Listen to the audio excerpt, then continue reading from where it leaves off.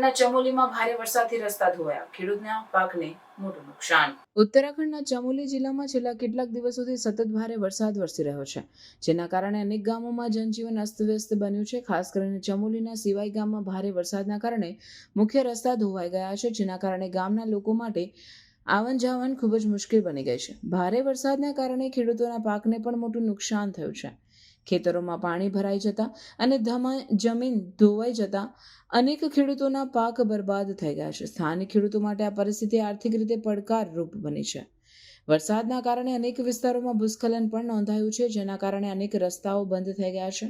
વાહન ચાલકો અને સ્થાનિક લોકો ટ્રાફિક જામ અને અવરજવર બંધ થવાના કારણે પરેશાન થયા છે.